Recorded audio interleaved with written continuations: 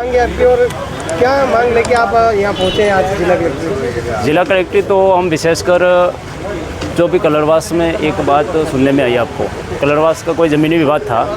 वो ज़मीनी विवाद इस तरह का होता है कि जैसे एक कोई ज़मीन खाता धारक होता है, वो अपनी ज़मीन पर बैठा रहता है, लेकिन वहाँ पर कोई भूमाफिया आते हैं। भूमाफिया के अलावा जो यूडीए की टीम भी होती है उसमें सम्मिलित होती है।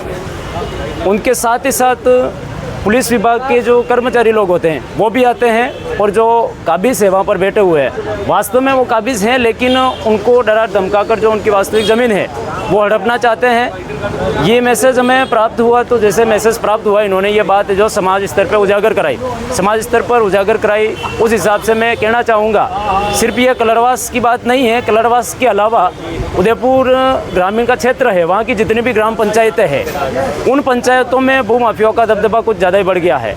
और उसके साथ साथ भूमाफियाओं के साथ साथ जो टीमें लगी हुई होती है, मैं कहना चाहूँगा पुलिस विभाग के कर्मचारी साथियों से भी, और साथ ही साथ मैं यूडीए के जो कर्मचारी और अधिकारी लोग हैं उनको भी कहना चाहूँगा, आप नियम के हिसाब से कार्रवाई करना चाहते हो तो फिर नियम के हिसाब से करिए, अन्यथा इस तरह से वास्तव में जो काबिज़ अपनी ज़मीन पर बैठे हुए भूमि के मालिक है उनसे आप अगर ज़मीन हड़पना ही चाहोगे तो फिर ट्राइबल क्षेत्र में आप घुसोगे।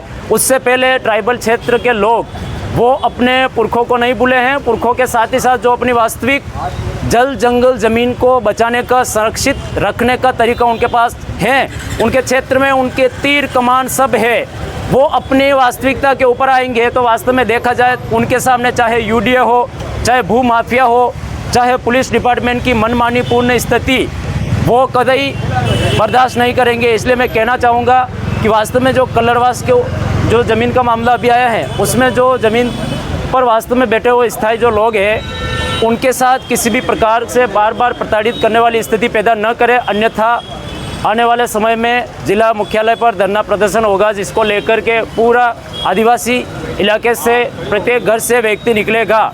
इसीलिए मैं कहना चाहूँगा आदिवासी क्षेत्र के उन भाइयों से भी कि अगर आपके ऊपर किसी भी प्रकार की यूडीए से संबंधित या फिर भूमाफियों से संबंधित आपत्ति आती है, विपदा आती है, तो आप आदिवासी परिवार को याद कीजिए, तत्पर रहेगा हमेशा। इसलिए आपके चैनल को ही मैं साथ साथ धन्यवाद अर्पित करता हूँ। मेरे विशेष जो मांग थी वो मांग तो कोई बिल प्रदेश मुक्ति मोर्चा का हमारा ज्ञापन था, उस हिसाब से आए थे, लेकिन साथ में ये ज्ञापन आया बीच में, इन्होंने जो सूचना दी है सूचना के हिसाब से हमने ये बात रखी है। धन्यवाद, जोहार। और हमें वो ज़मीन बेच देनी है, 1 इंच भी नहीं बेच दी, और वो हमें आए दिन हमारे को झगड़ा करता रहते हैं। अभी 6 तारीख को झगड़ा कराए, यूआईटी के कर्मचारी आए, वर्षों पुरानी हमारा ज़मीन है। क्या नाम है आपका? मेरा बाबूलाल नाम है, और 2013 में इन लोगों ने षड्यंत्र रच के भूमि दलालों ने कागज़ बना के, मेरे पिताजी का कागज़ बना के, फिर उन्होंने पावर एंड नोटरी रजिस्ट्री करवाई। मैं उनका बेटा हूँ बाबूलाल बेरा जी का, और इन्होंने बेटा दूसरा बन के गलत तरीके से हमारी ज़मीन हड़पना चाहते थे भूमि दलाल। तो पावर एंड नोटरी करवा के फिर दलालों को और तहसील में पटवारी को उस कागज़ को नकली कागज़ बना के फिर उन्होंने कागज़ के हिसाब से उन्होंने स्टे लगाते रह रहे हैं। मेरे खाता अभी 4 स्टे लगे रखे हैं, हमारी जानकारी में नहीं है, और स्टे ही कैंसिल करा जाए हमारी जानकारी में बिल्कुल नहीं है। ठीक है।